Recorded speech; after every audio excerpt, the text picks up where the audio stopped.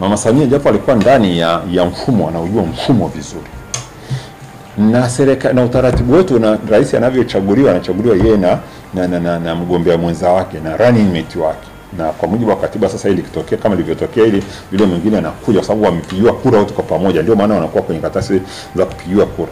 Kwa hivyo huyu ni sehemu ya ile serikali ambayo ilikuwepo.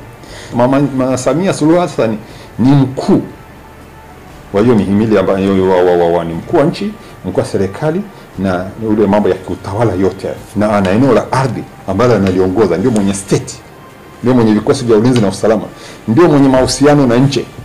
Kwa hivyo kusema zile tabia 10 za dola ziko kwa Samia Suluhu Hassan. Sasa na kama ziko kwa Samia Suluhu Hassan, inabidi ile serikali yake anayoiunda, licha ya kwamba inakuwa na utii kwa Jamhuri ya Muungano. Jamhuri ya Muungano iko chini, ni state, ni tabia kuu watu. Alafu tabia ya pili, ardhi, iko chini ya amri jeshi mkuu. Naye wengine ni Kiarabu na nini, lakini yule mwenye mamlaka ni wanasema amiri, wengine wanasema amrati na nini, lakini yuko chini ya rais wa Jamhuri ya Muungano wa Tanzania. Sasa kuna kiapo mnachotoa, lakini mamlaka ikishakuagiza huna namna ya kwenda vinginevyo. Kwa hivyo ile serikali inatakiwa pia kuwa na utii kwa Jamhuri ya Muungano, lakini chukua mila na desturi na tamaduni zetu. Ni wapi rais au waziri alishasema mimi sikubaliani na rais, ninakubaliana na Jamhuri ya Muungano au na katiba na mambo mengine. Lazima tukubaliane na hali halisi. Let's accept the reality and deal with it.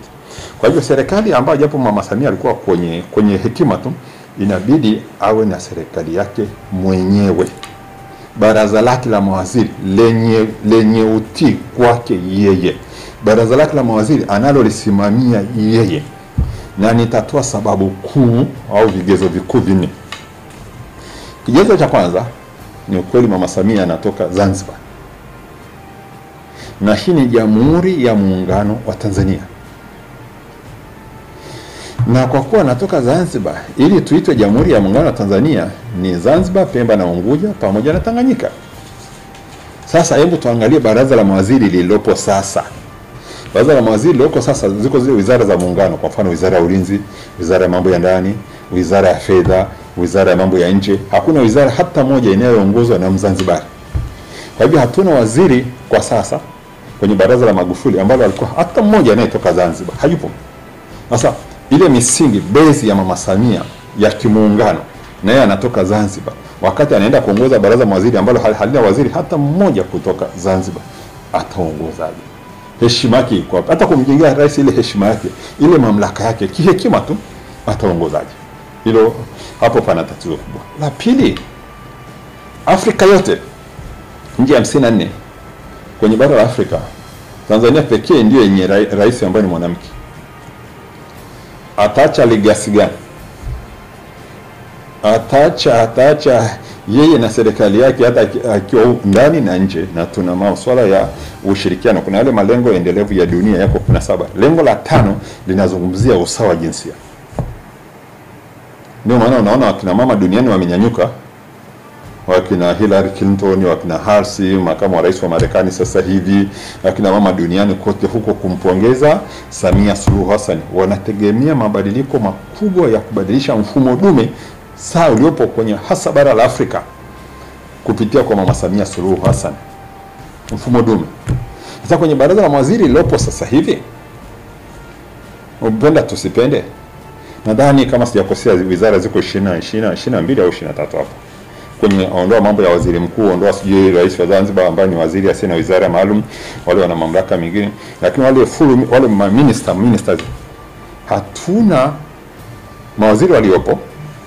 Kwa mfano Zanzibar nimesema hamna waziri, lakini ya pili, mawaziri waliopo kwenye usawa wa jinsia, nadhani full ministers, mawaziri walioko hapo wako 4 ambao ni akina mama: waziri wa elimu, waziri wa afya, waziri wa nchi ofisi ya waziri mkuu, na waziri wa nchi ofisi ya makamu wa rais. Lakini hawa wawili, makamu wa rais na waziri mkuu, hawa ni mawaziri wa nchi. Waziri wa nchi Mama Jenista Mhagama, mwenye wizara yake ni waziri mkuu. Waziri wa nchi ofisi ya makamu wa rais, mwenye wizara yake ni makamu wa rais. Kwa hivyo kizungumza full ministers ambao ni wanawake, full wako wawili tu. Huyu waziri wa elimu na waziri wa afya. Sasa unaingiaje kwenye mfumo? Wewe ni mama, dunia inakutazama, Afrika nzima ndio umebahatika kuweko pale, unaingia kwenye baraza kwenda kwenye ongoza serikali yako ya mfumo dume ambao ni wazi wazi kabisa. Angalau ili baraza lionyeshe kwamba kweli hapa linaongozwa na mama. Sijasema hata wafiki 50 kwa 50, lakini akina mama nchi hii wako wengi tu wenye uwezo, Kwa hiyo ule usawa jinsia Mama Samia anaweza kuusimamia kwa nguvu zote sasa. Hata ukianzia kwenye baraza lake, charity begins at home. Kwa hivyo kuna swala la usawa jinsia uonekane kwenye baraza lake la mawaziri. 3 ni mambo yaliyoko kwenye mitandao ya kijamii, ni mambo yaliyo ya wazi. Fanya utafiti, uwe na takwimu, uwe na haki ya kuzungumza. Makelele ni mengi sana, nchi hii imerudi nyuma sana kwenye swala la ukabila, swala la ukanda, swala huyu anatoka wapi. Baraza la mawaziri liloko sasa hivi ni mambo ya wazi kabisa, na unaweza ukawataja vizuri, wanatoka zaidi kwenye kanda moja ndani ya Jamhuri ya Muungano wa Tanzania. Na hili linaondoa umoja wa taifa wetu. Hili linavuruga umoja ya kuleta taifa pamoja. Linaleta malalamiko mengi, linazidisha migogoro, na mahali penye migogoro kiasi hicho hatutaweza tukasonga mbele. Kwa hivyo na kuondoa hili swala la ukanda hili ambalo ni mambo Nyerere aliyazungumza mwaka 1953. Kabla ya kwanza ndio ilikuwa ni misingi ya kuanzisha sasa 5 kwamba na kanuni ile ya utu, binadamu wote ni ndugu zangu na Afrika ni moja ndugu. Sasa kuondoa hiyo dhana, hata dhana ukifikiri na unapoenda kwenye utafiti unaiona ni ukweli iko pale. Ili baraza limejikita zaidi kwenye kanda moja ndani ya Jamhuri ya Muungano wa Tanzania ambalo halileti heshima. Sasa mama ataletaje suluhu kama jina lake wakati baraza linaonekana karibu 50% la eneo moja la Jamhuri ya Muungano wa Tanzania? Anayo mamlaka moja kabisa, anayo mamlaka yeye kama amiri jeshi mkuu ya kuvunja baraza lote la mawaziri na kuliunda upya, na katiba haimzuii. Hata kama anataka kuwarudisha wale wote, anavunja ile baraza, anawarudisha ili wale kiapo cha utii na wasimamie yeye. Nimesoma arguments nyingi sana, mgongano wa kifikra, lakini kuna swala la hekima tu. Kwa hivyo kwanza anayo mamlaka ya kuvunja baraza la mawaziri, akaliondoa. Lakini ili kuwa tukao waungwana zaidi kumrahisishia, na hasa chama chake. Ujue chama chake sasa hivi hakina mwenyekiti wa chama, tunawapa pole sana. Chama chake hakina katibu mkuu. Chama chake hakina uimara vizuri sasa hivi wa kuisimamia serikali vizuri, kwa sababu hata na uongozi wake. Watasema mengine mengi, lakini hizi ni facts ziko pale.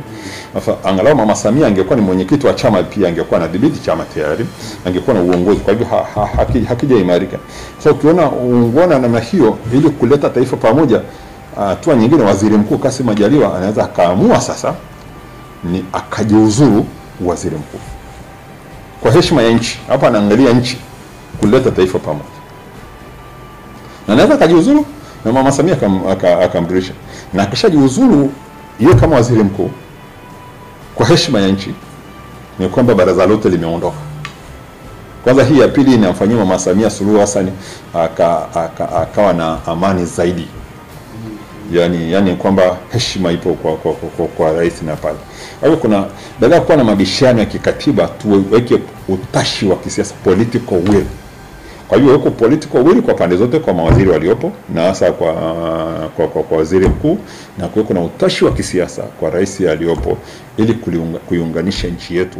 Na naamini kwa uzoefu nilio